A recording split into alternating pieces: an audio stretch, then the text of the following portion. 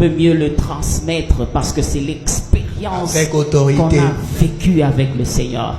Merci Berger pour cet éclaircissement. Je reviens au thème principal. Nous ne pouvons pas oublier de le mentionner. Est-ce que l'Église actuelle marche-t-elle comme l'Église primitive? Et nous sommes en train de parler du point de vue des enseignements. Il y a la question suivante que nous allons découvrir encore avec le berger Tite.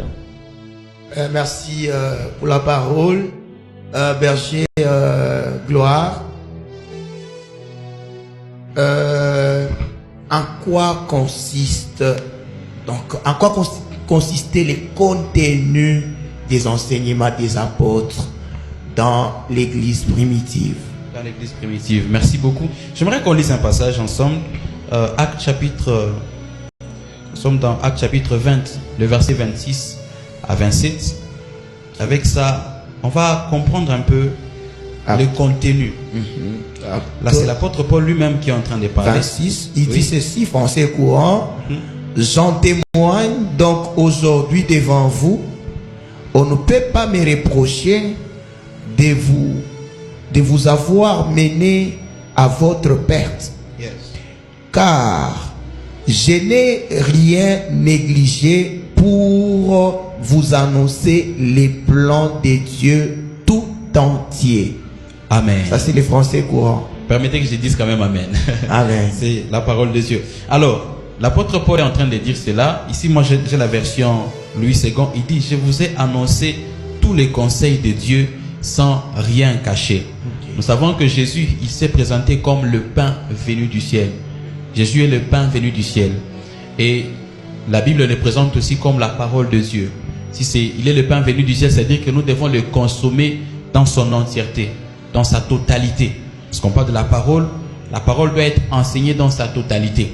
Alors ici, l'apôtre Paul parle de tous les conseils, mais dans la version parole vivante, il dit, je vous ai annoncé tous les plans de Dieu, c'est-à-dire tous les plans complets de Dieu.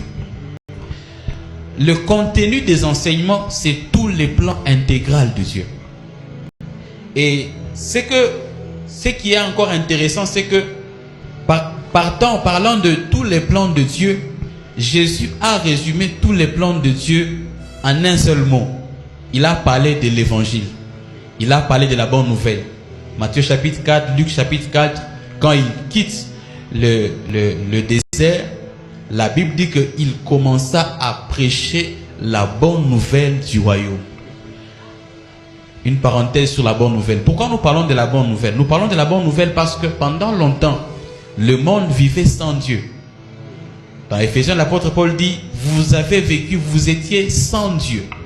C'est-à-dire, le monde a vécu sans Dieu dans un environnement où le mal existe, où la malédiction travaille, où beaucoup de choses ne sont pas bonnes, dans un environnement tellement hostile. Et on parle de la bonne nouvelle parce que Dieu décide de venir implanter son royaume pour apporter le salut, pour apporter la délivrance. Chez les Colossiens, l'apôtre Paul dit, lorsque le Christ meurt à la croix, il nous a transportés du royaume des ténèbres jusque dans le royaume du Fils de son amour. C'est ça la bonne nouvelle du royaume. Et dans cette bonne nouvelle-là, c'est un plan de Dieu complet, intégral. Lorsqu'on parle même du salut, le salut, il est complet. Dans le salut, on trouve la délivrance, on trouve la protection, la sûreté, la prospérité. On trouve tout ce dont Dieu a prévu par l'œuvre de la croix.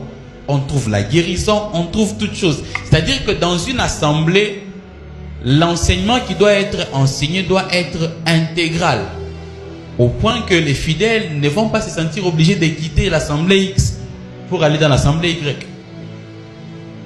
Donc, nous devons consommer le Christ entier, la parole dans son entièreté. Et cette parole s'appelle l'évangile.